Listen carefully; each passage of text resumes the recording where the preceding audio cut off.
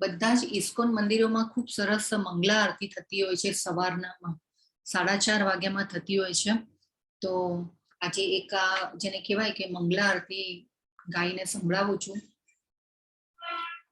સંસાર દાવા નલલીધલોકા ત્રનય કારુણ્ય ઘન ઘન ત્વમ प्राप्तस्य कल्याण गुणर्नवस्य वन्दे गुरो श्री चरणारविन्दम् महाप्रभो कीर्तन नृत्य गीता वादित्र मध्यान् मनसोरसेना रोमांच कंपा श्रुतरंग भजो वंदे गुरो श्री चरणारविंदम् श्री विग्रहाराधन नित्य नाना श्रृंगार तन्मंदिर मार्जनादो युक्तस्य भक्तां शनियुञ्जतोऽपि वन्दे गुरो श्री चरणारविन्दम् चतुर्विधा श्री भगवत्प्रसादो स्वादन्न तृप्तान् हरिभक्तसङ्गान् कृतवैव तृप्तिं भजत सदैव वन्दे गुरो श्री चरणारविन्दम् श्रीराधिका माधवयोरपार माधुर्यलीला गुणरूपनाम्ना प्रतिक्षणा स्वादनलोलुपस्य वन्दे गुरो श्री चरणारविन्दम् निकुञ्जयोनो रतिकेलिसीत्य ययालिभिर्योक्तिर्पेक्षणीया तत्रातिदाक्साद् अतिवल्लभस्य वन्दे गुरो श्री चरणारविन्दम् साक्षात् धरित्वेन समस्तशास्त्रैरुक्तस्तथा भावयत् एव सद्भिः किन्तु प्रभोर्या प्रिय एव तस्या वन्दे गुरो श्री चरणारविन्दम् यस्य प्रसादात् भगवत्प्रसादो यस्य प्रसादात् न गति कुतोऽपि ध्यायन्स्तुवं तस्य यस्य स्त्रीसन्ध्या वन्दे गुरो श्री चरणारविन्दम् संसार दावानललीढलोका त्रनय कारुण्य घन घन त्वं प्राप्तस्य कल्याण गुणर्नवस्य वन्दे गुरो श्री चरणारविन्दम् वन्दे गुरो श्री चरणारविन्दम् वन्दे गुरो श्री चरणारविन्दम्. खूब सरस प्रार्थना गुरुओ माटे આપણા જે આચાર્યો જે ષડ ગોસ્વામી અને બધા જે ગુરુઓ જે છે એના આશીર્વાદ લેવા માટે થઈ અને ગુરુઓના આ જે કહેવાય કે મંગલા આરતી ગાવામાં આવે છે. દરેક ઇસ્કોનના મંદિરમાં ખૂબ સુંદર આ જેને કહેવાય કે ગુરુઓને વંદન માટેની આ ખૂબ સરસ મંગલા આરતી એવરી ઇસ્કોનમાં રોજ સવારે કરવામાં આવતી હોય છે. ખૂબ સુંદર છે. ગુરુઓના આશીર્વાદ મળે છે મંગલા આરતી કરવાથી અને મંગલા આરતી ભગવાનની કરવાથી આપણે આપણું મંગલ થતું હોય છે. તો આપણે જરૂરથી મંગલ આરતી રોજ વહેલા ઉઠી બ્રહ્મ મુહૂર્તમાં ઉઠવું હોય તો એ ખૂબ સારું છે ઉઠીએ તો, અને આપણે મંત્ર જાપ કરીએ તો એ ખૂબ સારું છે સવારના ભાગમાં. એ જે સમય દરમિયાન થાય છે મંત્ર જાપ તો ખૂબ સારું, આપણી ચેતના શુદ્ધ સત્વમાં હોય છે. તો હરે કૃષ્ણ. આજે આપણે જેને કહેવાય કે મંગલાચરણથી સ્ટાર્ટ કરીએ. તો શ્રી શ્રી રાધા મંદિર ગોવિંદા ઇસ્કોન બેંગલુરુ તરફથી હું તમારા બધાનું હાર્દિક સ્વાગત કરું છું. આજના 10મા અધ્યાયમાં પણ તમે બધા દ્રઢ નિશ્ચય સાથે જોડાઈ રહ્યા છો, એના માટે તમારા બધાને ખૂબ ખૂબ આભાર. અને આપણે આજના મંગલતાને વધાવીએ આપણા ક્લાસમાં. ઓમ અજ્ઞાન તિમિરાંધસ્ય જ્ઞાનાંજન શલાકયા ચક્ષુરુન્મિલિतं येन તસ્मै શ્રી ગુરવે નમઃ. શ્રી ચૈતન્ય મનોભીષ્ટં સ્થાપિतं येन ભૂતલે સ્વયં રૂપ કદા મह्यं દદાતિ સ્વપદાંતિકં વંદેહં શ્રી ગુરો શ્રીયુતપદકમલં શ્રી ગુરુन् વૈષ્ણવાંશ્ચ શ્રી રૂપં સાગ્રજાतं સગણ રઘુનાથાન્વિतं तं સજીવં સાદ્વૈतं સાવધૂतं પરિજન સહિतं કૃષ્ણ ચૈતન્ય દેવં શ્રી રાધા કૃષ્ણ પાદં સહગણ લલિતા શ્રી વિશાખાન્વિતાંશ્ચ હે કૃષ્ણ કરુણા સિંધો દીનબંધો જગતપતે ગોપેશ ગોપિકા કાંત રાધા કાંત નમોસ્તુતે તપ્ત કાંચન ગૌરાંગી રાધે વૃંદાવનેશ્વરી વૃષભાનુસુતે દેવી પ્रणमामि હરિપ્રિયે વાંછા કલ્પતરુભ્યશ્ચ કૃપા સિંધુભ્ય એવ ચ પતિતાનાં પાવનેભ્યો વૈષ્ણવેભ્યો નમો નમઃ. શ્રી કૃષ્ણ ચૈતન્ય પ્રભુ નિત્યાનંદ શ્રી અદ્વૈત ગદાધર શ્રી વાસાદિ ગૌર ભક્ત વૃંદ હરે કૃષ્ણ કૃષ્ણ કૃષ્ણ હરે હરે હરે રામ રામ રામ હરે હરે. હરે કૃષ્ણ બધાને. ખૂબ સરસ. હરે કૃષ્ણ. હરે કૃષ્ણ. તો હરે કૃષ્ણ. હરે કૃષ્ણ.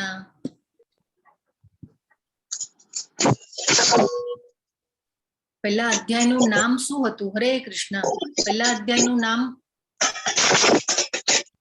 સૈન્ય પરીક્ષણ. યસ. બીજા અધ્યાયનું નામ ગીતાનો સાર. ઓકે, ખૂબ સરસ. ત્રીજા અધ્યાયનું નામ શું હતું? કર્મયોગ. કર્મયોગ. યસ. ચોથો અધ્યાય દિવ્ય જ્ઞાન. યસ. પાંચમો અધ્યાયનું નામ શું હતું? કૃષ્ણ કર્મયોગ. યસ. ખૂબ સરસ. છઠ્ઠા અધ્યાયનું નામ ધ્યાન યોગ. સાતમા અધ્યાયનું નામ પરમેશ્વરનું ધ્યાન. યસ, બરાબર છે. આઠમા અધ્યાયનું નામ ભગવત પ્રાપ્તિ. યસ. નવમો અધ્યાય પરમ ગુહ્ય જ્ઞાન. અને આજનો અધ્યાય 10મો વિભૂતિ યોગ. વિભૂતિનો અર્થ કોઈને ખ્યાલ છે? વિભૂતિ એટલે શું? હરે કૃષ્ણ. વિભૂતિ એટલે કોઈ મહાપુરુષને વિભૂતિ કહી શકાય. ઓકે. બીજા કોઈને કઈ કેવું છે હજી? વિભૂતિ એટલે શું, કોઈને ખ્યાલ છે? ભસ્મ. શું? વિભૂતિ એટલે મહાન. ભસ્મ. મહાન. બરાબર છે. કોણ બોલ્યું મહાન? જયેશભાઈ. યસ. ખૂબ સરસ. પછી બીજા કોઈ બોલે છે પણ મને એ શબ્દ સંભળાતો નથી. મહાન વ્યક્તિ. યસ, મહાન વ્યક્તિ. બરાબર છે. ઓકે, ખૂબ સરસ. આપણે 9મા અધ્યાયમાં કાલે શું શીખ્યા? હરે કૃષ્ણ. 2-3 પોઈન્ટ ભગવાને એવા જબરજસ્ત કીધા આપણને કાલના અધ્યાયમાં કે આપણે યાદ રાખવાના છે જીવનભર. માતાજી હું કહું? યસ, એક મિનિટ. આજે આપણે જે ન બોલતા હોય ને એને કોઈને ચાન્સ આપીએ, કેમ કે બધા બોલે છે એના નામ મને બધાના ખબર છે કે કોણ કોણ બોલે છે. ચલો, હેન્ડ રેઝ કરો. હરે કૃષ્ણ. હેન્ડ રેઝ કરો. યસ, એક મિનિટ. જે નથી બોલતા, જે બોલે છે એના નામ મને બધાના ખબર છે, કેમ કે હું અહીંયા રોજ માર્ક કરી રહી છું બધાના નામ. પણ જે નથી બોલતા આજે એને ચાન્સ આપવાનો છે કે મારી સાથે કિટ્ટા કરી નાખી છે બધાએ. એટલે ઓકે. કિરણબેન ને વિયોના પટેલ માતાજી તો બોલે છે રોજ, પણ ચલો બીજા કોઈના હેન્ડ રેઝ થતા નથી. અનમ્યુટ કરો. હરે કૃષ્ણ માતાજી. વિડિયો ઓન કરો. યસ, યસ માતાજી. કોણ બોલી રહ્યા છો? સાત્વિક. યસ, બોલો માતાજી. આપણે કઈ પણ જમીએ તો પહેલા ભગવાનને થાળ અર્પણ કરવો અને પછી જ જમવું. યસ, બરાબર છે. ખૂબ સરસ. કાલનો જે અધ્યાય તો 9મો, એમાં 2-3 પોઈન્ટ આપણે એવા શીખ્યા કે એ યાદ હરે રાખવા કૃષ્ણ જેવા માતાજી. છે. નિંદા ના Yes. કરવી, નિંદા ના કરવી, ઈર્ષ્યા ના કરવી. યસ, સંરક્ષણનો આપણને એ આપ્યો છે, શ્લોક આપ્યો છે. યસ. હા, LIC શ્લોક ખૂબ સરસ. યસ, તમે બીજું કઈ હજી? હું હિન્ટ આપું છું, અશ્રદ્ધાના. યસ, ખૂબ સરસ. તો LIC શ્લોક આપણે કાલના અધ્યાયમાં શીખ્યા કે ભગવાન જે છે, આપણે ભક્તિમય સેવામાં પરોવાયેલા રહીએ છીએ તો ભગવાન જે છે આપણી જરૂરિયાતોનું રક્ષણ કરે છે અને જે છે આપણી પાસે જરૂરિયાતોની પૂર્તિ કરે છે અને આપણી પાસે જે છે એનું રક્ષણ કરે છે. ખૂબ સરસ, બધા સરસ જવાબો આપ્યા. તો આ રીતે આજે 9મા અધ્યાયમાં યસ અનસૂયવે યાદ રાખવાનો છે. શબ્દ આપણે કે ઈર્ષા ન કરવી. અનસૂયવે ભગવાન અર્જુનને કીધું કે તું મારી ઈર્ષા નથી કરતો એટલા માટે હું આ ગુહ્ય જ્ઞાન આપી રહ્યો છું. ભગવાને કાલના અધ્યાયમાં કીધું હતું. એ પછી અશ્રદ્ધાના વિશે પણ એક શ્લોક આવેલો કે આપણે ભગવાનના આ બોલેલા શબ્દો ઉપર જેને કહેવાય કે શંકા ન કરવી જોઈએ, શ્રદ્ધા રાખી અને આ જ્ઞાનને આપણે આત્મસાત કરવું જોઈએ અને આપણા જીવનમાં ઉતારવું જોઈએ. હરે કૃષ્ણ. પ્લીઝ મ્યુટ કરી દેજો હવે બધા, કેમ કે અવાજ આવી રહ્યો છે કોઈના ત્યાંથી તો ડિસ્ટર્બ થઈ રહ્યું છે બધાને. તો ખૂબ સરસ, બધાએ ફાઇન જવાબો આપ્યા અને મને આનંદ થાય આવા જવાબો મળે કે ભાઈ તમે બધા ધ્યાનથી સાંભળો છો. તો આ રીતે તો આજનો જે અધ્યાય છે વિભૂતિઓ. હવે આ જે ચિત્ર દેખાઈ રહ્યું છે એ અહીંયા કોણ કોણ છે? 2 જણા. એક તો ભગવાન કૃષ્ણ છે, એ ખ્યાલ આવી રહ્યો છે આપણને. બીજું શું શું તમને દેખાઈ રહ્યું છે? હરે કૃષ્ણ. ચલો, કોણ બોલશે? હરે કૃષ્ણ. નારદજી દેખાઈ રહ્યા છે. નારદજી. નારદજી છે, પાછળ Yes. મંદિર છે. હા, કૃષ્ણ ભગવાન છે, યસ. બીજું કોણ છે એમની સાથે? બલરામજી છે. બલરામ છે, યસ, બલરામજી છે. પછી બીજું કઈ હજી દેખાય છે? હનુમાનજી છે, દ્વારિકા. હા, દ્વારિકા નગરી. ખૂબ સરસ. તો દ્વારિકા બાજુમાં નગરી. હનુમાનજી છે, ના, હનુમાનજી નથી, એ ખાલી સ્ટેચ્યુ મૂકેલું છે. એનું કઈ ઓલું પ્રતિકાત્મક એવું કઈ છે નહીં. નથી. પણ આ જે છે દ્રશ્ય એ દ્વારિકા નગરીનું છે અને દ્વારિકા નગરીનું જ્યારે કૃષ્ણ અને બલરામ દ્વારિકા નગરીમાં એટલે ભગવાન જ્યારે આ ધરાતલ ઉપર હતા ત્યારે દ્વારિકા નગરીનો જે વૈભવ હતો, જેને કહેવાય ને કે ઐશ્વર્ય, વિભૂતિ એટલે ઐશ્વર્ય, પરમેશ્વરનું ઐશ્વર્ય. તો એ જબરજસ્ત જોરદાર હતું દ્વારિકા નગરીનું ઐશ્વર્ય. તો એમનું આ ધામ છે. હરે કૃષ્ણ. પ્લીઝ મ્યુટ કરજો, કોઈને ત્યાંથી અવાજ આવી રહ્યો છે તો જરા પ્લીઝ બધા પોતપોતાની છે ને અવેરનેસ રાખો અને જોઈ લો કે કોના ત્યાંથી આપણા ત્યાંથી અવાજ તો નથી જઈ રહ્યો. તો હું જો અહીંયા બધું એ કરવા રહીશ ને કે ભાઈ હું તમને પણ અનમ્યુટ કરી શકું છું, મ્યુટ કરી શકું છું, પણ પછી હું એ કરવા રહીશ તો આપણો જે ક્લાસ છે ને એ આપણે કલાકમાં પૂરો નહીં થાય, એ પછી બહુ ટાઈમ જશે. તો પ્લીઝ બધા જરા ધ્યાન રાખજો.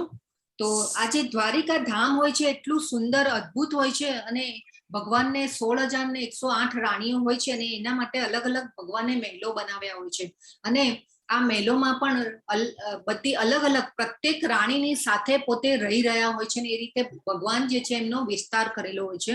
અને એ જેને કહેવાય ને કે આ ધરાતલ ઉપર આવ્યા ત્યારે ભગવાનનું આ દ્વારિકા નગરીનું ઐશ્વર્ય એટલું બધું જબરજસ્ત હતું કે જેને કહેવાય ને કે દેવોને પણ એમ થતું કે આવું તો સ્વર્ગમાં પણ નથી, એટલે દેવો પણ આ દ્વારિકા નગરીમાં આવી રહ્યા હતા.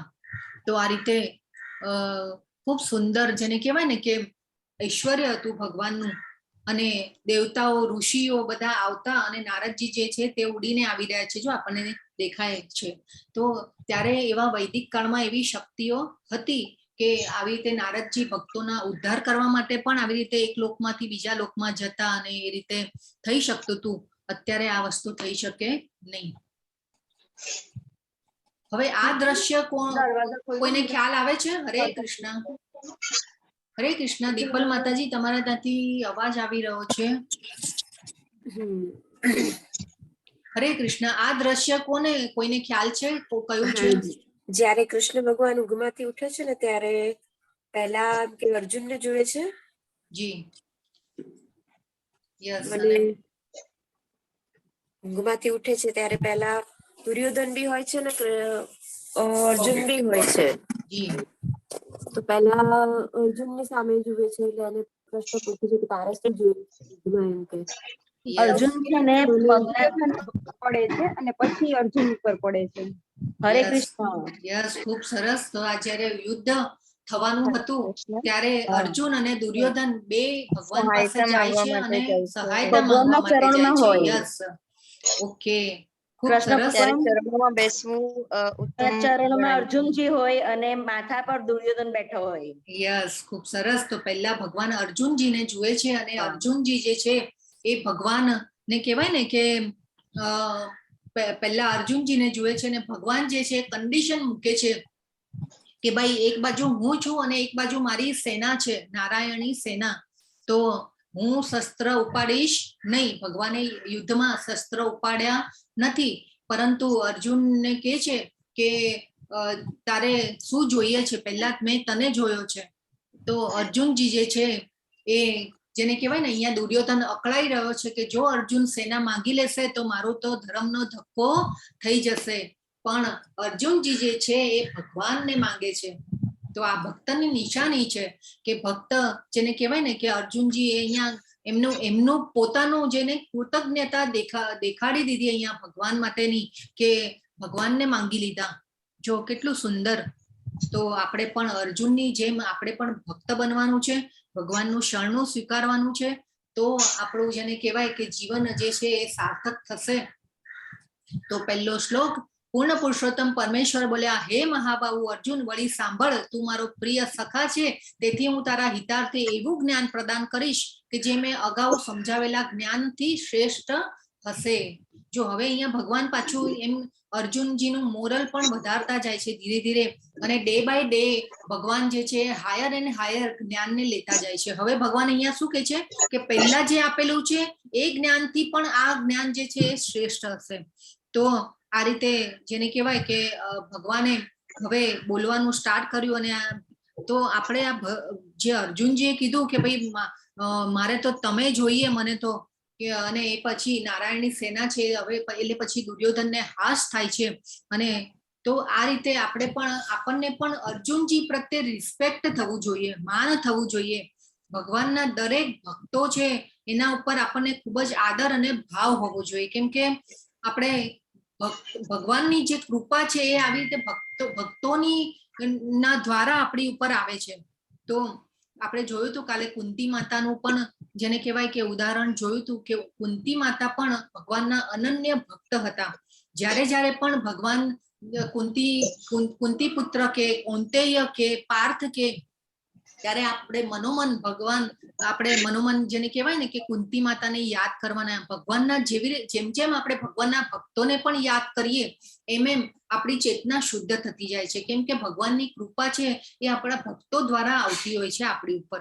આપણે સુકૃતિ અને એ પણ જોયું હતું કે ભક્તોનો એ ક્યારેક જેને કહેવાય ને કે ભગવાનનો પ્રસાદ આપણને આપેલો હોય ને આપણે તો ટેસ્ટ માટે ખાધો, આપણને એમ થાય કે ખૂબ સરસ છે, પણ એ જેને કહેવાય ને કે આપણા બેંક બેલેન્સમાં જમા થતું હોય. એ પછી જેને કહેવાય કે ભક્તોની દયા કેવી રીતે આવે કે ભાઈ તમે આ કોર્સ કર્યો, એ પછી તમને પણ કોઈ એવા ભક્તે કીધું હશે કે નહીં આ જ્ઞાન લેવા જેવું છે, તો એમાં તમે પણ જોઈન થયા.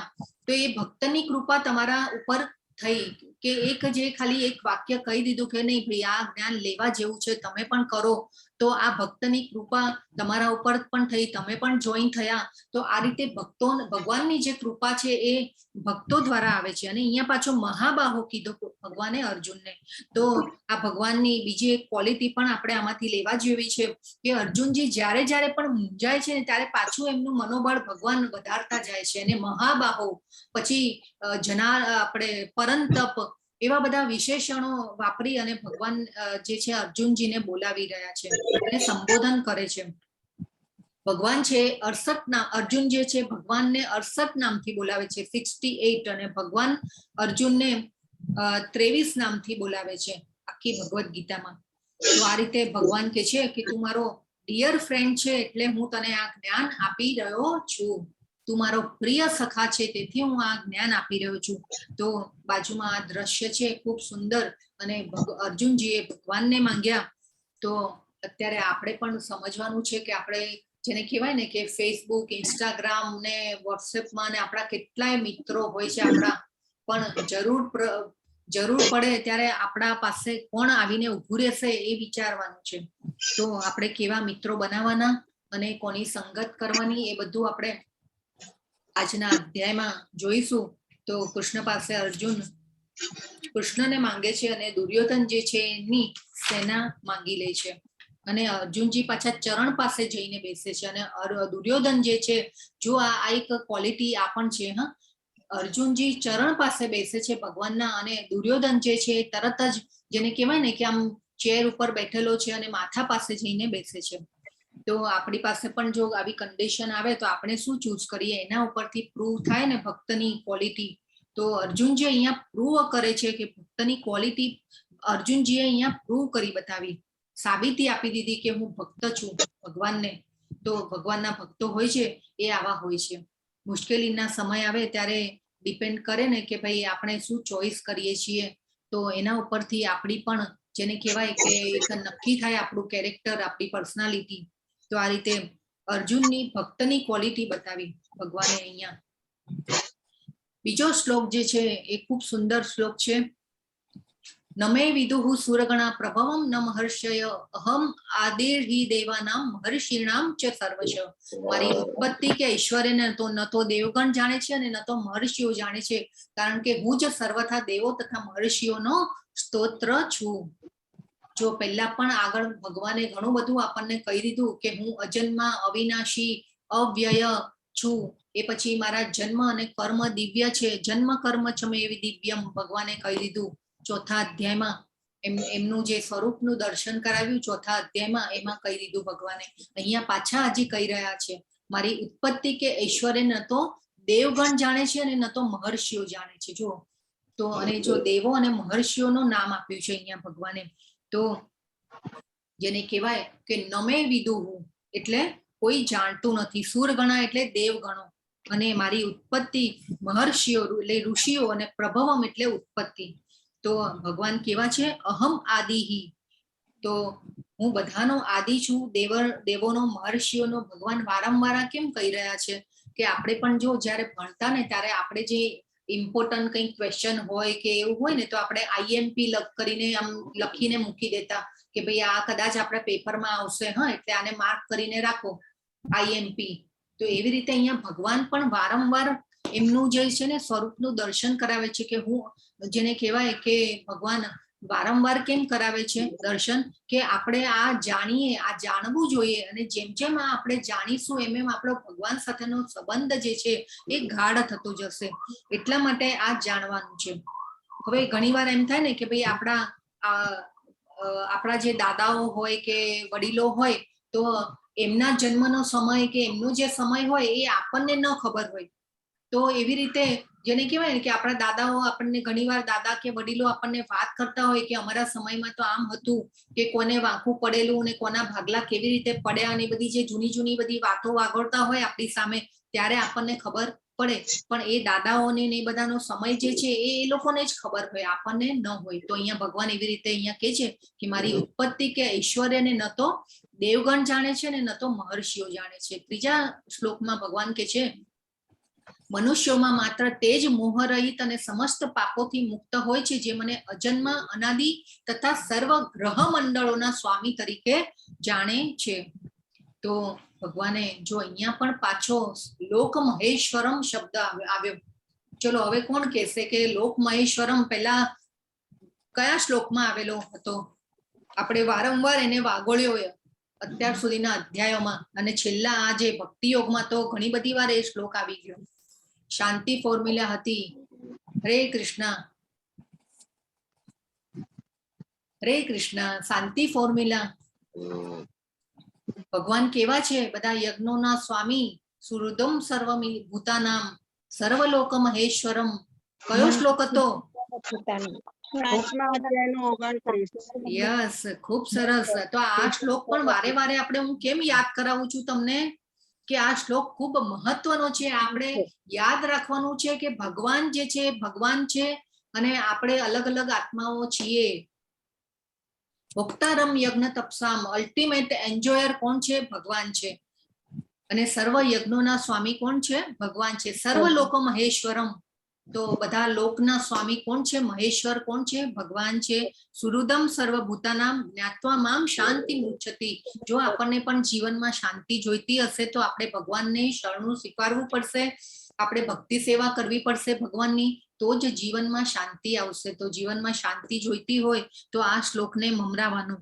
તો અહીંયા તો જો ભગવાન પાછા ગ્રહ મંડળો બ્રહ્માંડોની વાત કરે છે, બધા બ્રહ્માંડોની. ભગવાન કે છે હું અજન્મા છું.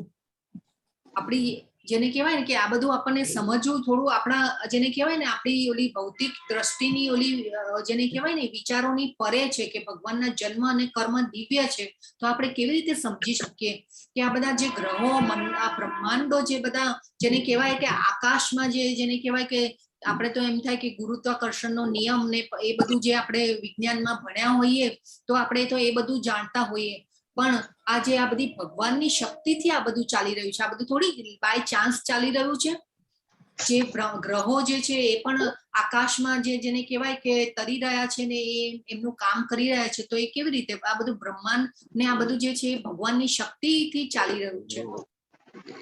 તો આ ભગવાનનું શરીર દિવ્ય છે. ભગવાનના શરીર અને આત્મામાં કોઈ તફાવત નથી. એ પણ આપણે આગલા અધ્યાયોમાં આપણી વચ્ચે અને ભગવાનની વચ્ચે શું તફાવત છે એ પણ આપણે જાણી ગયા. તો ભગવાન જે છે અજન્મા, અનાદિ અને અવ્યય એટલે કે અવિનાશી. તો ભગવાન વારે વારે આપણને રિપીટ કરાવે છે કે આપણે આ બધું જાણવું જોઈએ, અને આ જાણીશું તો આપણો જે ભગવાન સાથેનો સંબંધ જે છે એ ગાઢ થતો જશે ધીરે ધીરે. તો 6થા શ્લોકમાં સપ્તર્ષિઓ તથા તેમની પૂર્વે 4 અન્ય મહર્ષિઓ તેમજ બધા મનુઓ મારા મનમાંથી ઉત્પન્ન થયેલા છે ને વિભિન્ન લોકમાં નિવાસ કરનારા સર્વ જીવો તેમનામાંથી આવે છે. જો હવે અહીંયા 6થા શ્લોકમાં પણ ભગવાન જે છે એ કહી રહ્યા છે. શું કહી રહ્યા છે? કે સપ્તર્ષિઓ 7 ઋષિઓ, જો અહીંયા નીચે નામ પણ લખ્યા છે. અને આ જે બાજુમાં જે છે બ્રહ્માજીના 4 પુત્રો, શરૂઆતમાં જ્યારે સૃષ્ટિનું સર્જન કરવાનું આવ્યું બ્રહ્માજીને ભગવાને જ્ઞાન આપ્યું અને તપ કર્યું બ્રહ્માજી, અને પછી ભગવાને હુકમ કર્યો સૃષ્ટિની રચના કરવા માટે. તો એ પહેલા 4 પુત્રોને ઉત્પન્ન કર્યા બ્રહ્માજીએ. પણ આ જે 4 પુત્રો હતા એ પણ જેને કહેવાય કે નહીં, સૃષ્ટિના સર્જનમાં અમને કોઈ રસ નથી, અમારે તો ભગવાનને પામવાના છે, અને એ લોકો પણ ના પાડે છે. એ પછીની આખી કથા જે છે ભાગવતમમાં ખૂબ સુંદર રીતે આપેલી છે. આપણે અહીંયા બહુ ડિટેલમાં નહીં લઈએ, આપણે આગળ જવાનું છે, પણ ખૂબ સુંદર કથાઓ છે. આ બધી સૃષ્ટિનું સર્જન ની આ બધી વાતો જે છે. હવે આ જે ઋષિઓ જે છે સપ્તર્ષિઓ 7 ઋષિઓ, હવે આપણે ઘણા એટલે એ આપણા પૂર્વજો છે. જો એમને ભગવાને શું કીધું? સપ્તર્ષિઓ તથા તેમની પૂર્વે 4 અન્ય મહર્ષિઓ બધા મનુઓ મારા મનમાંથી ઉત્પન્ન થયેલા છે ને વિભિન્ન લોકમાં નિવાસ કરનારા સર્વ જીવો તેમનામાંથી આવે છે. તો આ ઋષિઓ શું થયા? આપણા પૂર્વજો થયા. અને આપણે જેને કહેવાય ને કે જનરલી આપણે દીકરીનું સગું કરવાનું હોય કે દીકરાનું સગું કરવાનું હોય તો આપણે કોઈ જેને કહેવાય ને ગોત્ર પૂછીએ કે ભાઈ તમારું ગોત્ર કયું? તો આ જે ગોત્ર ને બધું જે આવ્યું એ આ બધા જેને કહેવાય કે આ ઋષિઓ ઉપરથી ગોત્ર, એટલે 7 ઋષિઓ 4 કુમારો, મનુઓ 14 છે, અને આ બધા ભગવાન માંથી આવે છે, અને આ ટોટલ 25.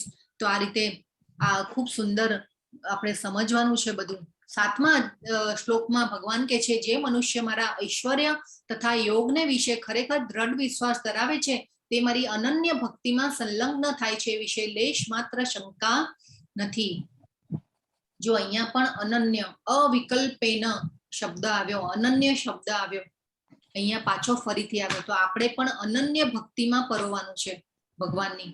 અને ભગવાન અહીંયા શું કહે છે કે જે મનુષ્ય મારા ઐશ્વર્ય તથા યોગને વિશે ખરેખર દ્રઢ વિશ્વાસ ધરાવે છે તે જ મારી અનન્ય ભક્તિમાં સંલગ્ન થાય છે. તો આ ખૂબ સુંદર ભગવાનને આપણે સમજવા હોય તો ભગવાનનું ઐશ્વર્ય કેમ જાણવું જોઈએ, તો જ આપણને ભગવાન પ્રત્યે પ્રેમ થાય, લાગણી થાય. શું કામ આપણે ભગવદ્ ગીતાને વાંચવી જોઈએ? આપણે શ્લોક થોડા આવા જે ઇમ્પોર્ટન્ટ શ્લોક છે આપણે યાદ રાખવાના છે. કેમ? તો ભગવાનને જેમ જેમ આપણે જાણીશું એમ આપણી ભગવાનમાં પ્રીતિ વધશે, આપણે ભગવાનનું કર્મ અકર્મ કરતા થશું, અને એ રીતે આપણે ખૂબ સુંદર આ ખૂબ સુંદર દ્રશ્ય છે. જો ભગવાનની જ્યારે ભગવાન આ ધરાતલ ઉપર હતા ને ત્યારે પણ જેને કહેવાય કે ભગવાને જ્યાં જ્યાં બધી લીલાઓ કરી છે ત્યાં એ બધા જે ઐશ્વર્યો ભગવાનના હતા એ ખૂબ, જેને કહેવાય ને કે અહીંયા પણ જો મહેલો દેખાઈ રહ્યા છે અને કેવું સુંદર નગરી, આ જે દ્રશ્ય છે. શ્રી હરે કૃષ્ણ.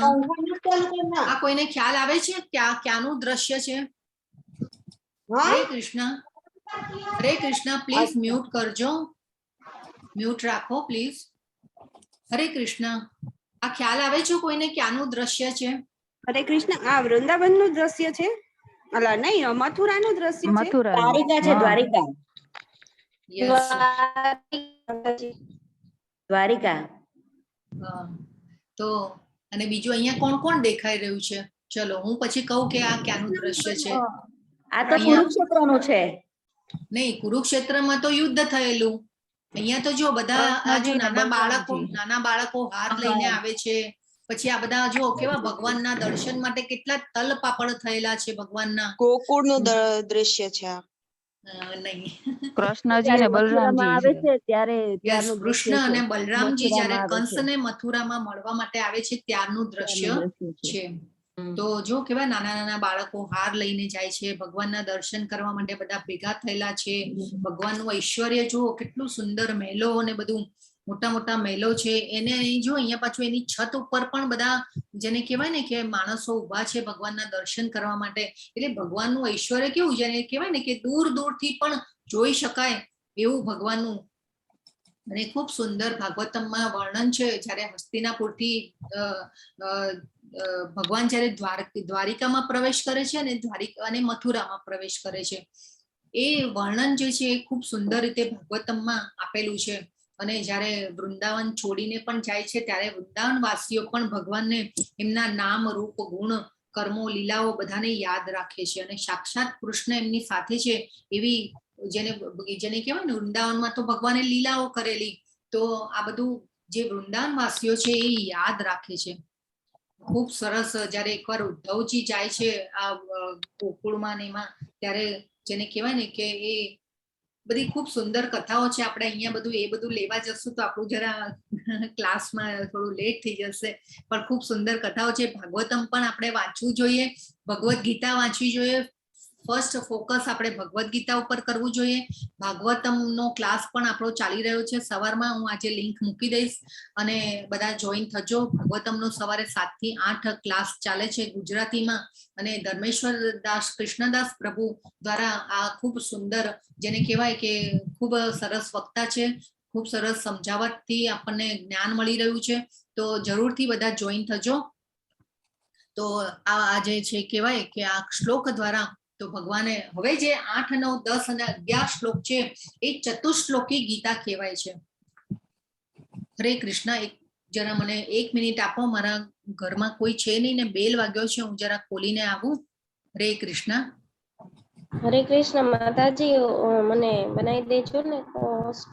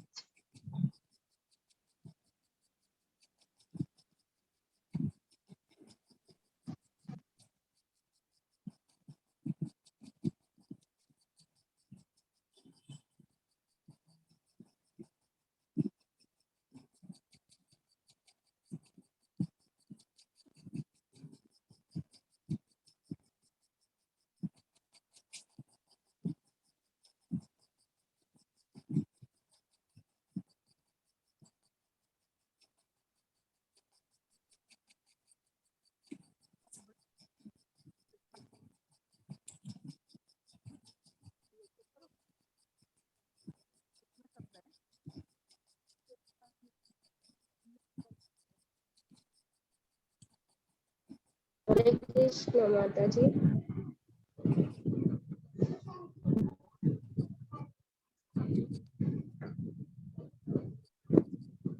હરે કૃષ્ણ માતાજી.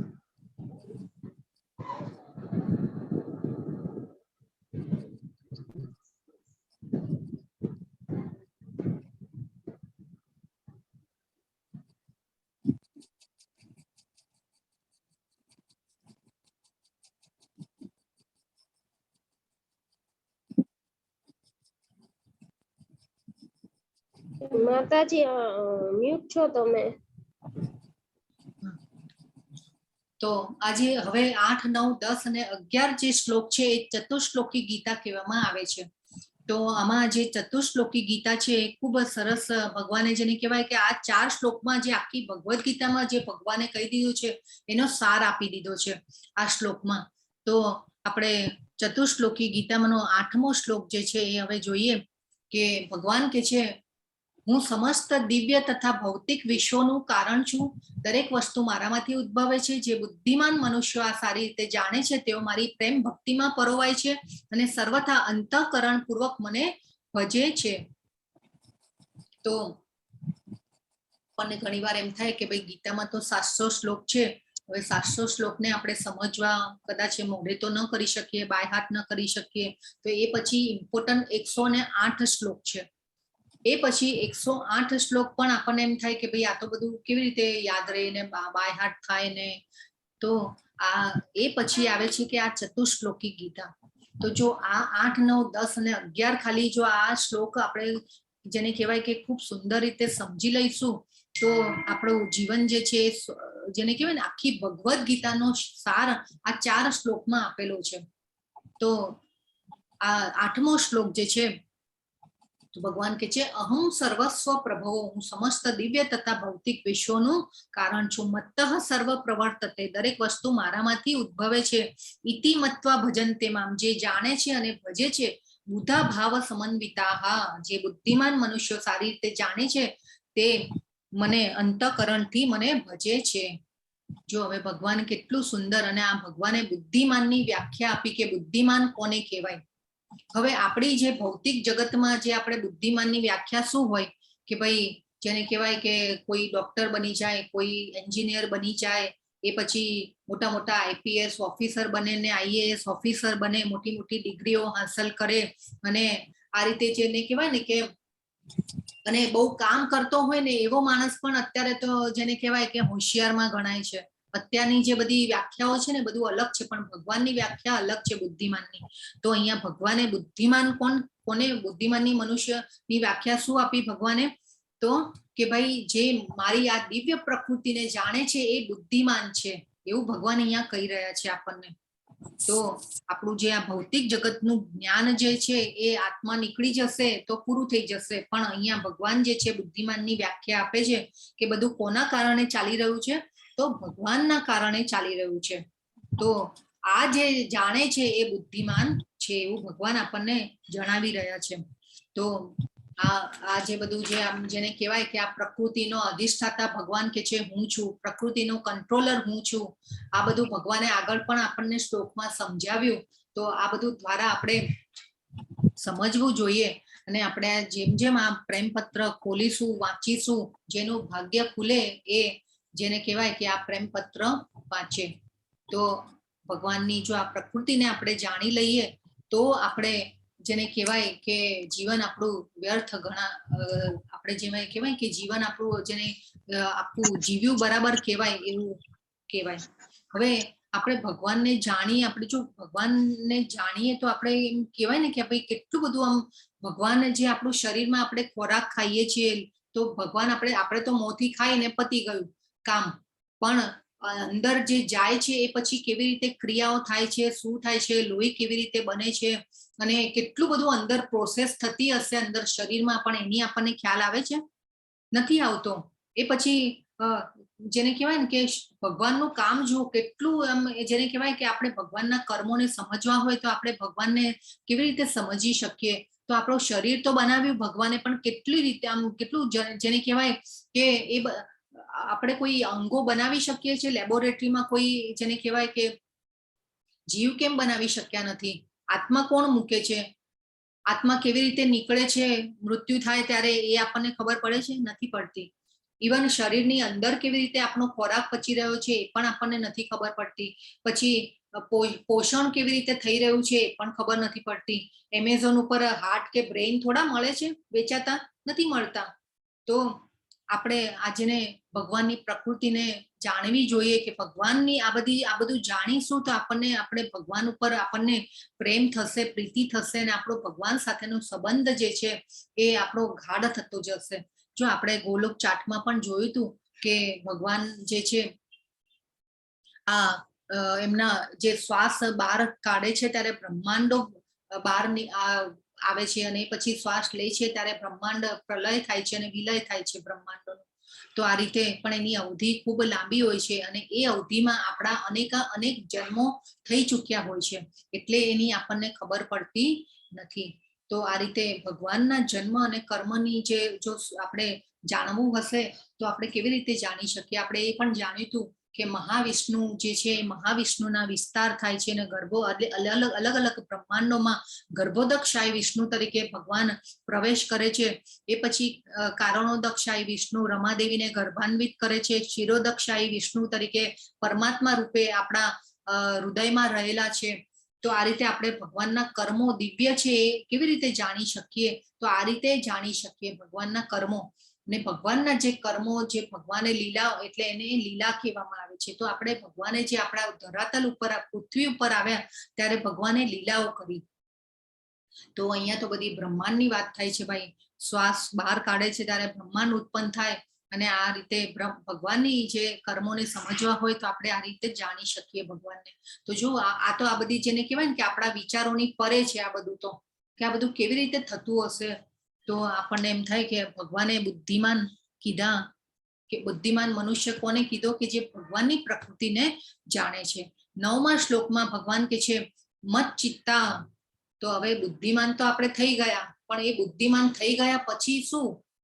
તો ભગવાન અહીંયા કહી રહ્યા છે કે મારા શુદ્ધ ભક્તોના વિચાર મારામાં નિમગ્ન હોય છે, તેમના જીવન પૂર્ણપણે મારી સેવામાં સમર્પિત હોય છે અને તેઓ પરસ્પર બોધ આપી તથા મારા વિશે વાતો કરી પરમ સંતોષ તથા આનંદનો અનુભવ કરે છે. તો હવે બુદ્ધિમાન આપણે થઈ ગયા અને પછી જો આપણે ભગવાનમાં નિરંતર આપણું મન એકાગ્ર કરીશું તો આપણે જેને કહેવાય, અને એ ભગવાનમાં મન એકાગ્ર કરીશું તો આપણે સંતોષ પામીશું અને આનંદનો અનુભવ કરી શકીશું. અને જ્યારે એ આનંદ આવવા લાગશે ને ત્યારે આ જે ભૌતિક જગતના જે આનંદો છે ને, સુખ અને આનંદ, એ આપણને તુચ્છ લાગવા લાગશે. અનુભવ આપણે કરી જોજો. આપણે હજી ઘણા એવા શુદ્ધ ભક્તોના અનુભવો છે અને બધાને આપણે જ્યારે જેવા કહેવાય ને ભક્તોના સંગમાં રહીએ તો આપણને ખ્યાલ આવે કે જેને કહેવાય કે કેવો આનંદ આમ ભગવાનના કામમાં. આપણા નામાનિષ્ઠા પ્રભુ જે છે કેવો કે વિચાર એક ખાલી સ્ફુર્યો એમના મગજમાં કે ને આ કોરોના કાળ ચાલી રહ્યો છે, મંદિરો બંધ છે અને એમના ગુરુઓને એ મળ્યા અને આ કોર્સનો ઉદ્ભવ થયો. અને એ પછી આ જેને કહેવાય કે આ હવે તો નેક્સ્ટ જૂનમાં તો સિલ્વર જ્યુબિલી આવી રહી છે, 25મી બેચ આવશે. તો આ રીતે ભગવાન કે છે પરસ્પર બોધયંતી. તો આપણે અત્યારે શું કરી રહ્યા છે? પરસ્પર એટલે આપણે ભક્તોની સંઘમાં એકબીજાની ચર્ચા, આપણે આ જ્ઞાનની ચર્ચા કરી રહ્યા છે એકબીજા સાથે. તો ભગવાન અહીંયા કહી રહ્યા છે કે પરસ્પર બોધ આપી તથા મારા વિશે વાતો કરી પરમ સંતોષ તથા આનંદનો અનુભવ કરે છે. જો સંતોષ આપણને આનંદ ક્યારે મળશે? તો આપણે ભગવાનના કંઈ પણ કર્મ કરીશું, કાર્ય કરીશું ને તો આપણને એમાં આનંદ જ આવવાનો છે. એ અનુભૂતિ કરવાની વસ્તુ છે.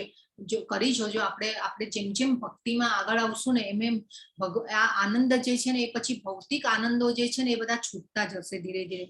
તો અને ભગવાન શું કે છે? તુષ્યંતી ચ રમંતી ચ. તો તુષ્યંતી એટલે સંતોષ અને રમંતી ચ એટલે આનંદ. તો આ જેને કે આપણે કહેવાય ને બાળકો રમવા જાય છે, હું ભાઈ મારે ખાવું નથી, હું પેલા રમીશ, હું તો રમવા જાઉં છું. તો આ રમવા શબ્દ ક્યાંથી આવ્યો? રમંતી ચ. આપણે ધીરે ધીરે જમવાનું આપણે પ્લેટ લઈને બેઠા હોય અને થાળી લઈને બેઠા હોય તો આપણે ધીરે ધીરે જમીએ, પછી ધીરે ધીરે આપણું પેટની ભૂખ સંતોષાય એમ એમ આપણે તુષ્ટ થતા જઈએ અને સંતોષ થતો જાય કે ભાઈ હવે આપણે જમી લીધું. અને પછી આપણને તો આ રીતે આ જે તુષ્યંતી ચ રમંતી ચ, તો આ ભગવાનની જ્ઞાનની ચર્ચા કરવામાં પણ આપણને આનંદનો અનુભવ થાય છે. તો આ રીતે તમે બધા ક્લાસ પૂરો થઈ જાય પછી માળા કરતા હોય તો મને એમ થાય કે કેટલા તલ્લીન થઈ ઘણા લોકો આપણે બધા માળા કરતા હોઈએ છીએ. તો એક આ આનંદનો અનુભવ છે. જેને જેમ જેમ આપણે માળા મંત્ર જાપ વધારીશું એમ એમ આ આનંદનો અનુભવ થશે.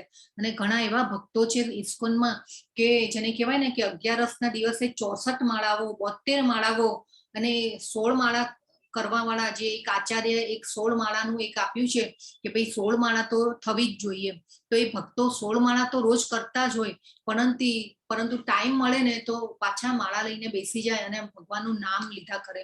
કેમ? તો એમાં આનંદ આવે છે. એ ન થાય ને તો આમ જાણે કહેવાય ને કે આમ એવા આમ ઓલા થઈ જાય, આમ વ્યાકુળ થઈ જાય એવા ભક્તો પણ જોયેલા છે. તો ઇસ્કોનના ભક્તો જે છે આ રીતે મંત્ર જાપ આ જે ભગવાનના એમાં આનંદ લઈ લે છે ને એ પછી જેને કહેવાય કે ભૌતિક આનંદો બધા આપમેળે છૂટતા જાય છે. તો આ બધા જે વોલેન્ટિયર્સ છે, આ બધી તમે સ્લાઇડ જુઓ છો, એમાં ગુજરાતી, હિન્દી આ બધું જેને કહેવાય કે ચિત્રો મૂકીને આ બધી સ્લાઇડો બનાવી કરવી, એ પછી જેને કહેવાય કે નામાનિષ્ઠા પ્રભુ આપણને તો કોર્સ જે છે એ ફ્રી આપી દીધો, પણ નામાનિષ્ઠા પ્રભુ જે છે મંદિર તરફથી એ મંદિરના પ્રમુખ છે, આ ઝૂમ ઓથોરિટીને પણ જેને કહેવાય કે એક જેને પૈસા ચૂકવવા પડે ને આ બધું જે આપણે કલાક એક સરખા જે ક્લાસ ચાલે છે આપણો, નહીં તો ઝૂમમાં એવું હોય કે 40 મિનિટ્સમાં પછી એ ક્લાસ બંધ થઈ જાય, આપણે જો ખાલી મીટિંગ એવી એરેન્જ કરવી હોય તો. પણ આ આપણો સળંગ ક્લાસ લેવાય એના માટે થઈને પણ એ ઓથોરિટીને ચૂકવતા હોય છે પૈસા. તો આ બધું કેમ કરે છે? આપણા માટે કરે છે કે બધા ભક્તો જે છે જન્મ મરણના ચક્રમાંથી છૂટે, તો એના માટે કરતા હોય છે ભક્તો. ઇવન ધર્મેશ્વર દાસ પ્રભુ પણ આપણી ગુજરાતી કમ્યુનિટીમાં ઘરે ઘરે આ જ્ઞાનની ગંગા પહોંચે એના માટે પણ એ પણ પોતે કેટલા પ્રયત્નશીલ રહે છે. તો આ રીતે આપણે જેમ કહેવાય કે આવા ભક્તો હોય છે.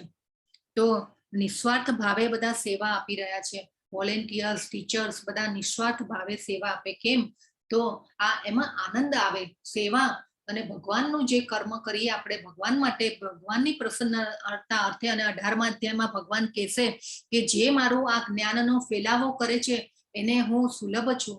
એ બધું આપણે ધીરે ધીરે અધ્યાયો બાય અધ્યાય સમજીશું. તો આ રીતે આપણે આગળ તો આપણે આજને કહેવાય ને પરસ્પર ભગવાને કીધું બોધ આપી અને સંતોષ અને આનંદ પામે છે. તો આપણે જેને કહેવાય કે સંગ કોનો કરવાનો? તો સંગ હવે આજે આપણે જેને કહેવાય કે કાગડાઓ જે છે ઓલવેઝ કચરાના ઢગલામાં જ શોધતા હોય કે ભાઈ એને બહુ ગમે, અને સંગતિનું ખૂબ મહત્વ છે. તો કાગડાઓ જે છે કચરાના ઢગલામાં પોતાનું સામ્રાજ્ય બનાવે, ને જે હંસ છે એ સ્વચ્છ પાણીમાં એનું સામ્રાજ્ય બનાવે. એટલે આપણે સંગત કોની કરવાની છે તો એ ખૂબ મહત્વનું છે.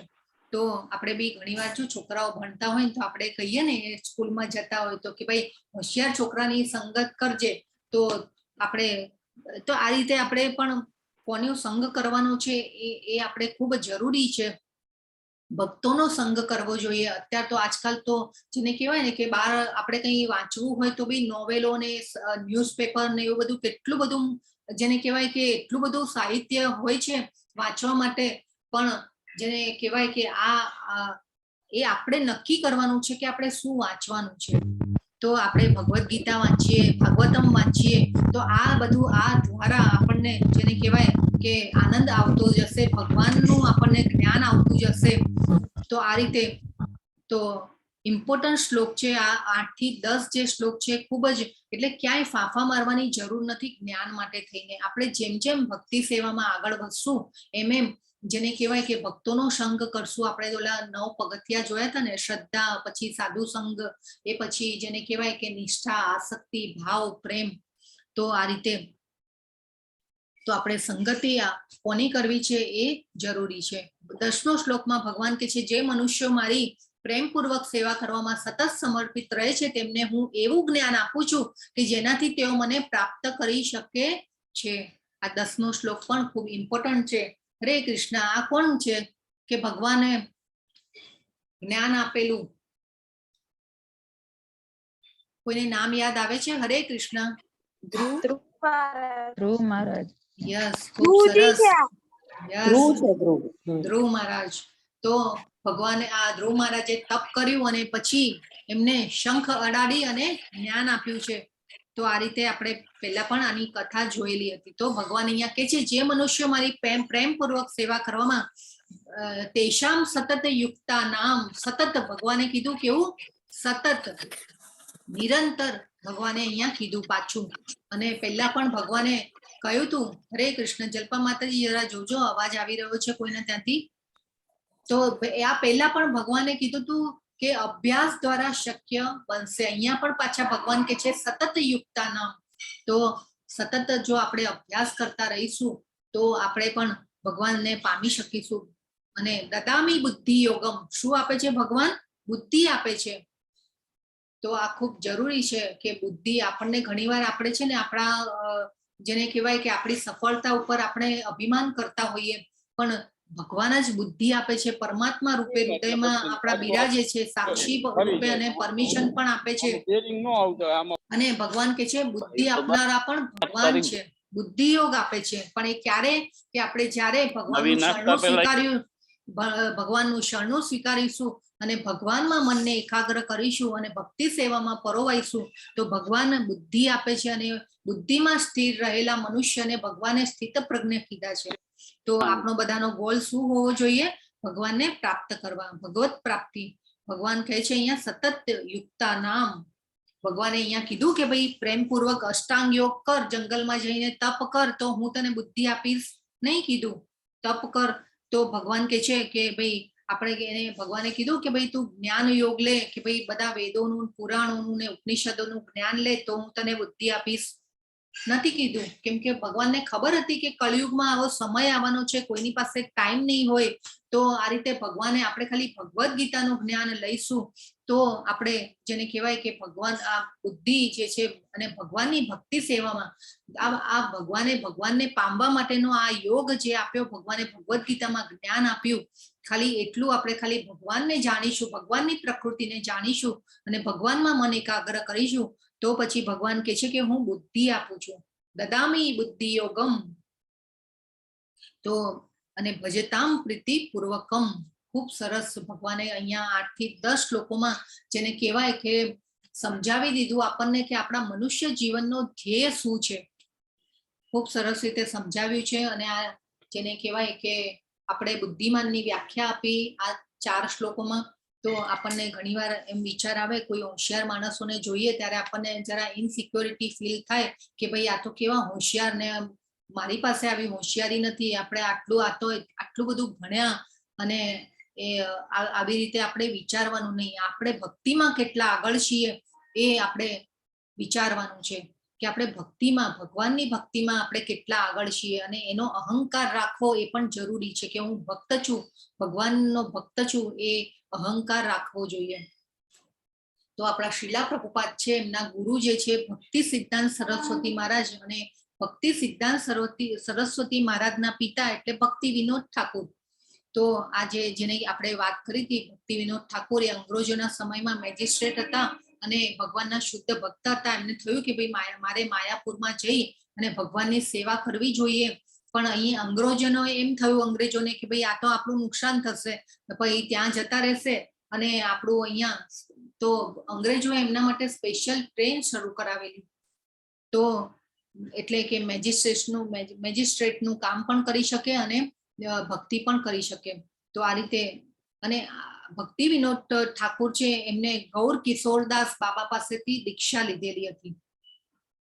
તો એમના પિતા ભક્તિ સિદ્ધાંત સરસ્વતી મહારાજને દીક્ષા અપાવવાની હતી. ભક્તિ વિનોદ ઠાકોર એમના પુત્ર ભક્તિ સિદ્ધાંત સરસ્વતી મહારાજ. તો એમને દીક્ષા અપાવવાનું થયું. તો દીક્ષા પણ આ ગૌર કિશોરદાસ બાબા જે છે એ જેને કહેવાય ને કે ક્યારે પણ ગુરુકુળમાં નહીં ગયેલા, કે ક્યારે પણ જેને કહેવાય કે ભણવા માટે નહીં ગયેલા, પણ તે છતાં પણ જ્ઞાનમાં જબરજસ્ત, જેને કહેવાય ને કે આમ આપણે કહેવાય ને કે એકો કે કહીએ આમ આપણી ભાષામાં, અત્યારે ગુજરાતી ભાષામાં જ્ઞાન એટલે જબરજસ્ત જ્ઞાન. અને કોઈ દિવસ ક્યારે પણ ગુરુકુળમાં નહીં ગયેલા, ભણવાનું તો નામ પાટી પેન પણ ઉઠાવેલી નહીં, પણ અહીંયા જ્ઞાનમાં જબરજસ્ત, કે જેને કહેવાય કે ભગવાનનું જ્ઞાન એવું કે ભક્તિમાં એટલા આગળ. તો આ જેને કહેવાય કે ભક્તિ સિદ્ધાંત સરસ્વતી મહારાજે ભક્તિ વિનોદ ઠાકોરજીએ એમના પુત્રની દીક્ષા ગૌર કિશોરદાસ બાબા પાસે લેવડાવી એમને. તો જે ભગવાન જે છે બધી વ્યવસ્થા કરી આપે છે, બુદ્ધિ આપે છે, અને જ્ઞાન જે છે જેમ જેમ આપણે આ ભક્તિ સેવામાં આગળ આવીશું એમ એમ જ્ઞાન આવતું જાય છે ભગવાનનું. અને તો આ રીતે આપણે જેમ જેમ જપમાળા કરીએ, ભક્તિ સેવામાં આગળ વધીએ ત્યારે ભગવાન બુદ્ધિ આપે છે અને ખૂબ સરસ રીતે આપણે આ ભગવાનમાં મન એકાગ્ર કરીશું તો આપણે ઘણીવાર અભિમાનમાં આવી જઈએ છીએ કે ભાઈ હું ભણ્યો, મેં મહેનત કરી, હું કમાયો અને મારા થકી આ બધું થયું, પણ એ બુદ્ધિ આપનારા પણ ભગવાન છે. આગળ પણ હજી બધા શ્લોકોમાં ખૂબ સરસ રીતે ભગવાન સમજાવશે. તો અહીંયા થોડીક જરા જેને કહેવાય ને કે દેવી દેવતા કાકા કાકી જેવા છે, જેને બાળપણમાં આપણને બગાડે. અહીંયા થોડી રમૂજ કરેલી છે કે દેવી દેવતાઓ જે છે એ ઈચ્છા મંજૂર જલ્દી કરી લે છે. એટલે પણ ભગવાન જે છે એ કેવું કે ભાઈ આપણે આપણા બાળક, હવે અત્યારે તો બધા સેપરેટ ફેમિલી થઈ ગયા અને કાકા કાકી ઘરે કેવા કોઈક વાર આવતા હોય અને બાળક ચોકલેટ માંગે તો માતા પિતા ના પાડે કે ભાઈ તું બહુ ચોકલેટ ખાઈશ તો તું માંદો પડીશ અને તારા દાંત ખરાબ થઈ જશે. પણ માતા પિતા હોય એને ખબર હોય કે ભાઈ મારા બાળકને ચોકલેટ આપવાની નથી. તો ભગવાન જે છે એ એક આપણા જવાબદાર માતા પિતા તરીકે જેને કહેવાય કે કામ કરે છે. આપણી ભૂલ પણ સુધારે છે. ક્યાંક ક્યાંક આપણને ભગવાને ઠપકો પણ આપેલો છે. તો આ રીતે આપણે વિચારવું જોઈએ કે આપણા ભગવાન જે છે એમના સંતાનો માટે કેટલી બધી વ્યવસ્થા કરી છે. પ્રકૃતિનું સર્જન પણ જો આપણને કોઈ તકલીફ ન પડે એ રીતે કર્યું. 11મા શ્લોકમાં ભગવાન કહે છે ભક્તો ઉપર વિશેષ કૃપા કરવા માટે તેમના હૃદયોમાં નિવાસ કરનારો હું જ્ઞાનરૂપી પ્રકાશવાન દીપક વડે અજ્ઞાનજન્ય અંધકારને દૂર કરું છું. તો ભાઈ આપણને એમ થાય કે ભાઈ અંધકાર ક્યાં છે, આપણને દેખાતો નથી. પણ આપણા જે હૃદયમાં જે અંધકાર છે, આપણી પાસે એ જ્ઞાન નથી કે આપણનો અને ભગવાનનો સંબંધ શું છે. આપણને એ જ્ઞાન નથી. આપણને એ પણ નથી ખબર કે આપણે શરીર નથી, આપણે આત્મા છીએ, એ પણ આપણે જાણતા નથી. આપણી પાસે જ્ઞાન કેવું છે, આ બધું પોપટિયું જ્ઞાન, આપણે જે ભણીએ કરીએ એ બધાને જેને કહેવાય ને કે તો આ બધું જે છે એ આપણું અજ્ઞાન છે. તો ભગવાન શું કે છે, ભક્તો ઉપર હું વિશેષ કૃપા કરવા માટે તેમના હૃદયોમાં નિવાસ કરનારો હું. જો કેટલી વાર કહી દીધું ભગવાને, હું હૃદયમાં નિવાસ કરું છું અને જ્ઞાનરૂપી પ્રકાશમાન દીપક વડે અજ્ઞાનજન્ય અંધકારને દૂર કરું છું. તો પરીક્ષિત મહારાજ જે છે જ્ઞાન લઈ રહ્યા છે. પછી બીજા નીચે ફોટામાં દેવહૂતિ માતા એ કપિલ મુનિ પાસેથી જ્ઞાન લઈ રહ્યા છે. તો આ રીતે જેને કહેવાય ને કે જ્ઞાન, ભગવાન જે છે બુદ્ધિ આપે છે અને અજ્ઞાનજન્ય અંધકારને દૂર કરે છે. 12મો અને 13મા શ્લોકમાં ભગવાન કહે છે આપ પૂર્ણ પુરુષોત્તમ, અર્જુને કહે છે કે આપ પૂર્ણ પુરુષોત્તમ પરમેશ્વર, પરમ ધામ, પરમ પવિત્ર, પરમ સત્ય છો. અને શું કહી રહ્યા છે પાછા કે નારદ, દેવલ તથા વ્યાસ જેવા સર્વ ઋષિઓ પણ આપના વિશે આ સત્યનું સમર્થન કરે છે અને હવે આપ સ્વયં મને તે જ કહી રહ્યા છો. ભગવાન અહીંયા કહે છે, હવે અહીંયા અર્જુનજી હવે જો વાતનો સ્વીકાર કરે છે કે હવે ભગવાન જે છે એમને ખ્યાલ આવી ગયો છે અને મોહમાંથી જેને કહેવાય ને કે હવે થોડું થોડું દૂર જઈ રહ્યા છે. ને અહીંયા શું કે છે, પરમ બ્રહ્મ પરમ ધામમ પવિત્ર પરમમ ભવાન, પરમ શબ્દ યુઝ કર્યો છે જો ભગવાન માટે અર્જુનજીએ. અને ભગવાન કહે છે, અર્જુનજી કહે છે કે નારદ, દેવલ તથા વ્યાસ જેવા. હવે આ જો નારદજી, આ વ્યાસજી, તો એ બધા કેવા મહાત્માઓ, મહર્ષિઓ છે અને એવા ઋષિઓ પણ આપણા વિશે આ સત્યનું સમર્થન કરે છે.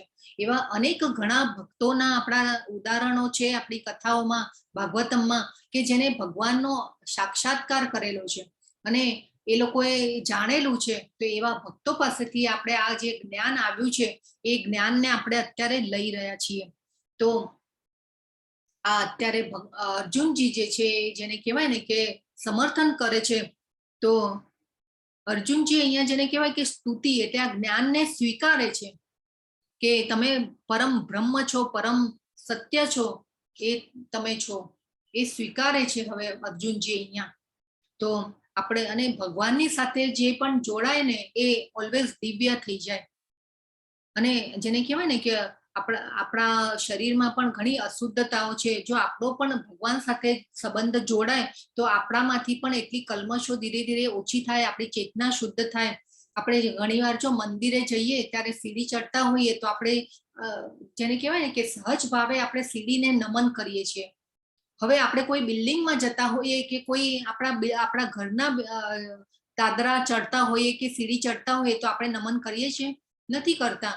તો એ જ રીતે એ પછી જે કે ભાઈ ભગવાનની આરતી કરતા હોઈએ તો દીવો જે હોય તો એ દીવો જે હોય એ ભગવાનની આપણે આરતી કરીએ ત્યારે એ દીવાનું મહત્વ કેટલું હોય, પણ એ જ દીવો જો દુકાનમાં પડ્યો હોય તો એનું મહત્વ ખરું? જેને કહેવાય એટલે કે ભગવાનની સાથે જે પણ જોડાય છે એ દિવ્ય થઈ જાય છે. તો આ રીતે પવિત્ર થાય છે. એટલે આ જેને કહેવાય ને કે પરમ સત્ય ભગવાન છે. તો આ રીતે ભગવાન સાથે જે પણ જોડાય છે એ પવિત્ર થાય છે. તો આપણે જેને કહેવાય કે અને અહીંયા ભગવાનને પરમ પુરુષ કીધા છે, પૂર્ણ પુરુષોત્તમ કીધા. અને જેને કહેવાય કે એકવાર મીરાબાઈ જે છે એક સંતને મળવા જાય છે વૃંદાવનમાં, અને સંતને મળવા જાય છે તો એ સંત જે છે એ મીરાબાઈને મળવાની ના પાડી દે છે.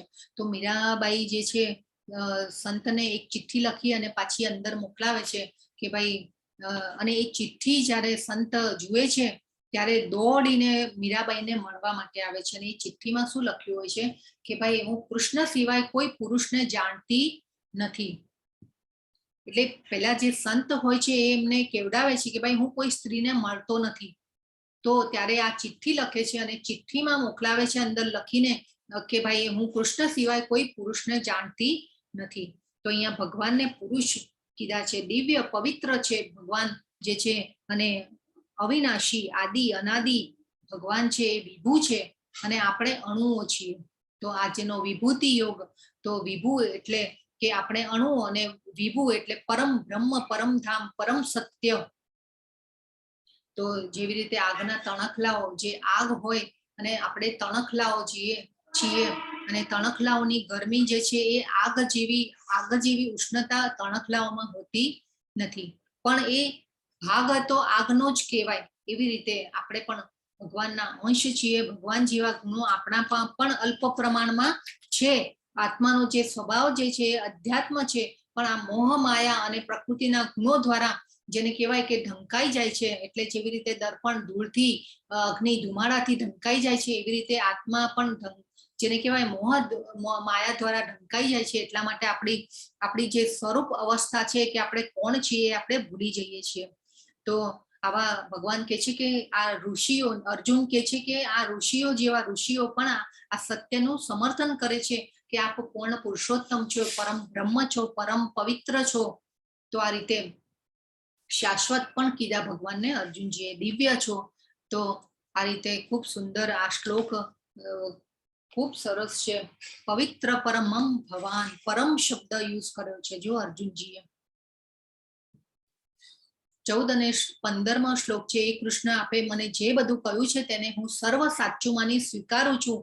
હે પ્રભુ, ન તો દેવો કે ન તો દાનવો આપના સ્વરૂપને જાણવા સમર્થ છે. તો અહીંયા કીધું અર્જુનજીએ, હવે હે પુરુષોત્તમ, હે સર્વના ઉદ્ભવ સ્થાન, હે સમસ્ત જીવોના સ્વામી, હે દેવોના દેવ, હે વિશ્વના સ્વામી, એકમાત્ર આપ જ પોતાની અંતરંગ શક્તિથી પોતાને જાણો છો. અહીંયા હવે ભગવાન અર્જુનજી જે છે આ વાતને સ્વીકારે છે કે આપ જેને કહેવાય કે પૂર્ણ પુરુષોત્તમ છો, જીવોના સ્વામી છો, ઇન્દ્રિયોના સ્વામી છો. અને આ રીતે ભગવાનની સ્તુતિ કરે છે. 17મો અને 18મો શ્લોક કે છે, હે કૃષ્ણ પરમ યોગી, હું કેવી રીતે આપનું સતત ચિંતન કરું. હવે અહીંયા જે છે ભગવાન અર્જુનજીને જે છે કે એમને ભગવાનને કહી રહ્યા છે કે હું આપના વિશે શ્રવણ કરવામાં ક્યારેય તૃપ્ત થતો નથી, કેમ કે જેમ હું આપના વિશે વધુ સાંભળું છું તેમ આપના શબ્દો રૂપી અમૃતનું વધુ ને વધુ આસ્વાદન કરવા ઈચ્છું છું. આ બધા શ્લોકમાં અર્જુનજીએ ખૂબ સરસ જેને કહેવાય ને કે ભાવના રજૂ કરી છે ભગવાન માટે. અને અહીંયા જનાર્દન કીધા પાછા ભગવાનને, તો અને પરમ યોગી ભગવાનને કીધા. તો આ રીતે અલગ અલગ નામથી અર્જુનજી જે છે એ બોલાવે છે ભગવાનને, અને ભગવાન જે છે અર્જુનને અલગ અલગ નામથી બોલાવે છે.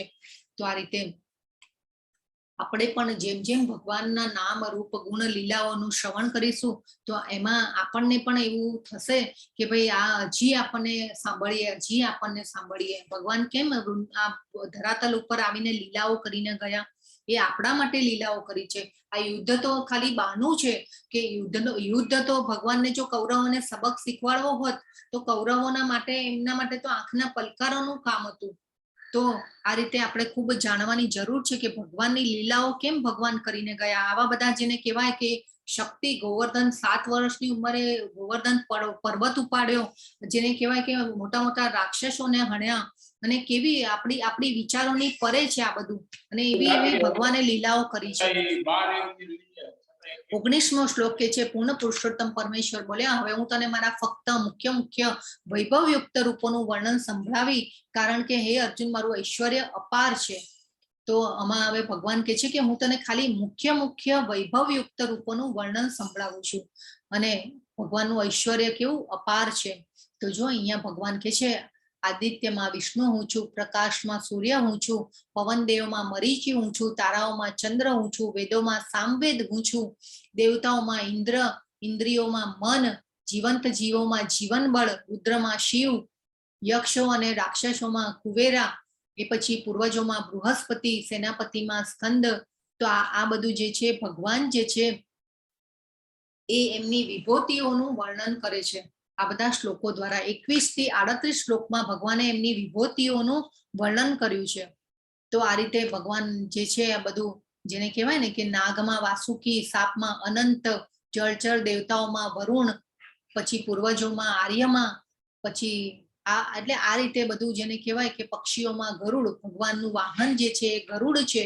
અને આ રીતે જો અક્ષરોમાં અ ઉ એટલે જે ઓમના જે અક્ષરો છે એ ઓમ શબ્દ પણ ભગવાનના ધ્વનિ એટલે ભગવાનના જેને કહેવાય ને કે એટલે એ ઓમ શબ્દ પણ ભગવાન ઓલવેઝ બધા મંત્રોમાં ઓમ શબ્દથી મંત્ર ચાલુ થતા હોય છે. તો આ રીતે ભગવાન જે છે એમની વિભૂતિઓનું વર્ણન કરે છે આ બધા શ્લોકોમાં. 21 થી 38 શ્લોક છે ભગવદ્ ગીતાના આજના અધ્યાયમાં, એ આ બધી વિભૂતિઓ જણાવેલી છે ભગવાને. તો આ જો રહસ્યોમાં મૌન હું છું, ડાયામાં શાણપણ હું છું. તો આ રીતે ભગવાન જે છે એમની વિભૂતિઓનું દર્શન કરાવે છે. જ્યારે સમુદ્ર મંથન થયું ત્યારે આ ઉચ્ચ શ્રીવ ઘોડો, પછી આ બધાનું જેને કહેવાય ને કે આ બધું જે વિભૂતિઓનું વર્ણન કર્યું એ આ બધા વિભૂતિઓનું અહીંયા ચિત્ર બતાવેલું છે. 39મા શ્લોકમાં ભગવાન કે છે હે અર્જુન હું સર્વ અસ્તિત્વનું જનક બીજ છું, સ્થાવર કે જંગમ એવો કોઈ જીવ નથી જે મારા વિના અસ્તિત્વ ધરાવી શકે. જો ભગવાન આપણને કેટલું બધું કહી દીધું. હે વીર પરંતપ મારી દૈવી વિભૂતિઓનો અંત નથી. મેં તને જે બધું કહ્યું તે તો મારી અનંત વિભૂતિઓનો એક સંકેત માત્ર છે. જો અહીંયા ભગવાન શું કહી રહ્યા છે, આ તો બધું જે વિભૂતિઓનું વર્ણન કર્યું ને ખાલી સંકેત માત્ર છે ભગવાને કીધું. તો હવે આપણે વિચારીએ કે હજી તો આનાથી કેટલી અપાર જેને કહેવાય કે વિભૂતિ, ભગવાનનું ઐશ્વર્ય કેવું હશે, જબરજસ્ત. તો આ રીતે આનો અભ્યાસ કરજો. આપણે જે પીડીએફ જે છે તમે જ્યારે ક્વિઝ આપશો ને એમાં પીડીએફ ખુલે છે ત્યારે આ જે કોષ્ટક આપેલા છે 21 થી 38 શ્લોકનું, તો એ બધું જ વાંચજો કે ભગવાને શું કીધેલું છે. ભગવદ્ ગીતામાં તો વાંચવાનું જ છે, પણ આ રીતે અભ્યાસ કરજો. ઘરે પણ થોડો તમે બધા અભ્યાસ કરો, જાતે અભ્યાસ કરવાની ટ્રાય કરો. ભગવદ્ ગીતા વાંચો. વારંવાર કેમ વિનંતી કરું છું કે ભગવદ્ ગીતા વાંચવાની, તો આપણે આ ભગવાનને જાણી શકીએ. 41મા શ્લોકમાં ભગવાન કહે છે તું જાણી લે કે સમગ્ર ઐશ્વર્ય, સૌંદર્ય તથા તેજસ્વી સર્જનો મારા તેજના એક ખાલી સ્ફુલ્લિંગ માત્રમાંથી ઉદ્ભવે છે. જુઓ ભગવાન કેટલું બધું કહી રહ્યા છે આપણને, અને કેવી શક્તિઓ છે ભગવાનની કે આપણે તો આવું બધું વિચારી જ ન શકીએ. સમગ્ર ઐશ્વર્ય, સૌંદર્ય તથા તેજસ્વી સર્જનો, અને ખાલી ભગવાન શું કહે છે કે ખાલી સ્ફુલ્લિંગ માત્રમાંથી ઉદ્ભવે છે. તો આ ભગવાને જો અંગૂઠો લીધો છે મોઢામાં, એના માટેનું એક ખૂબ સરસ જેને કહેવાય કે ઓલું ભજન પણ છે. કોઈને ખ્યાલ છે એના માટેનું કોઈ ભજન? હરે કૃષ્ણ. કયું છે, કઈ ખ્યાલ છે કોઈને? ભગવાને અંગૂઠો મોઢામાં લીધો છે અને એના માટેના આખો જે છે ને શ્લોકો. હરે કૃષ્ણ. નિયતિ ભટ્ટ માતાજી યસ રેઝ હેન્ડ કરે છે. કયો છે? નહીં, એ તો મને ખ્યાલ નથી માતાજી, પણ મારો એક ક્વેશ્ચન છે. સ્ફુલ્લિંગ માત્ર એનો મીનિંગ શું થાય? હા, એ પછી આપણે ચર્ચા કરીશું. જી. તો કરારવિંદેન પદારવિંદમ મુખારવિંદમ વિનવેશયંતમ વટસ્ય પત્રસ્ય પુટે શયનમ એટલે આ જે છે ને શ્લોક એ બધા એ આના માટેના છે. તો ભગવાન કે છે એક સ્ફુલ્લિંગ માત્રમાંથી ઉદ્ભવે છે. હે અર્જુન, આ સર્વ વિગતવાર જ્ઞાનની શી જરૂર છે? હું તો મારા એક અંશ માત્રથી આ સમગ્ર બ્રહ્માંડને વ્યાપીને તેને ધારણ કરું છું. તો જો હવે અહીંયા ભગવાને કીધું કે મારે કોઈ મહેનત કરવી પડતી નથી. આ સ્ફુલ્લિંગ માત્રથી એટલે કે મારા અંશ માત્રથી સમગ્ર બ્રહ્માંડને વ્યાપીને તેને ધારણ કરું છું. હવે આપણને તો એમ થાય કે ભાઈ એટલે જેને કહેવાય ને ભગવાનને તો આના માટે કોઈ મહેનત કરવાની જરૂર જ નથી. ભગવાન તો આમ જેને કહેવાય કે ઈઝી ગોઈંગ ભગવાન માટે તો આ કાર્ય જે છે એ છે. હવે આપણે તો જાણે કે કેટલી મહેનત કરવાની કે ભાઈ નાની એવી ફેક્ટરી કે ઓફિસ સંભાળવી હોય તો પણ આપણને કેટલું બધી મહેનત પડે છે. અને આપણને એમ આપણે કહીએ કે ભાઈ અમારે તો બહુ કામ છે. ગૃહિણી કરે કે ભાઈ સ્ત્રીઓ કે ભાઈ અમારે તો બહુ કામ, મારે તો બહુ કામ છે, હું તો નવરી જ નથી પડતી. તો ભગવાન કે છે પણ અહીંયા ભગવાનને તો કોઈ જેને કહેવાય કે મહેનત કરવી જ નથી પડતી. ભગવાન કે છે અહીંયા અંશ માત્રથી સમગ્ર બ્રહ્માંડને વ્યાપીને તેને ધારણ કરું છું. એફર્ટલેસ ભગવાન કે છે. તો આ જે અધ્યાય જે છે એમાં ભગવાને વિભૂતિઓનું દર્શન કરાવ્યું આપણને. તો એટલા માટે ભગવાન અહીંયા ખૂબ સુંદર, ભગવાનને આપણે જાણવા જોઈએ, ભગવાનને આપણે સમજવા જોઈએ. અને ભગવાનને જેમ જેમ આપણે જાણીશું એમ આપણો ભગવાન સાથેનો સંબંધ જે છે ગાઢ થશે. ભગવાનની ભક્તિ સેવામાં આપણે પરોવાનું છે, મહામંત્રના જાપ કરવાના છે અને ભગવાનની સેવા પૂજા મંગલા આરતી તો આપણે કરવી જ જોઈએ. મંગલા આરતીનું ખૂબ મહત્વ છે. સવારના વહેલા આપણે ઉઠીએ અને એ ભાગમાં આપણે જો આ મહામંત્રના જાપ કરીએ છીએ તો એ સવારનો જે ટાઈમ હોય છે એમાં આપણી જે ચેતના હોય છે એ શુદ્ધ અવસ્થામાં હોય છે. તો આપણે એ ટાઈમમાં જરૂર કરવું જોઈએ. અને એ પછી પણ જો અનુકૂળતા ન હોય શરીરની કે એવું કંઈ હોય તો આપણે જ્યારે પણ ટાઈમ મળે ત્યારે આપણે કરવા જોઈએ મંત્રના જાપ. મહામંત્રના જે જાપ છે એ આપણી ચેતનાને સુધારે છે, આપણા કલ્મશ જે છે એ શરીરના ઓછા થાય છે. તો આ રીતે આપણો આજનો જે અધ્યાય જે છે એ પૂર્ણ થાય છે. અહીંયા વાંછાકલ્પતરુભ્યશ્ચ કૃપા સિંધુભ્ય એવ ચ પતિતાનાં પાવનેભ્યો વૈષ્ણવેભ્યો નમો નમઃ. અનંત કોટી વૈષ્ણવ વૃંદ કી જય. ભગવદ ગીતા કી જય. સદગુરુદેવ કી જય. શ્રીલા પ્રભુપાદ કી જય. હરે કૃષ્ણ બધાને. હરે કૃષ્ણ. હરે કૃષ્ણ. હરે કૃષ્ણ. હરે કૃષ્ણ.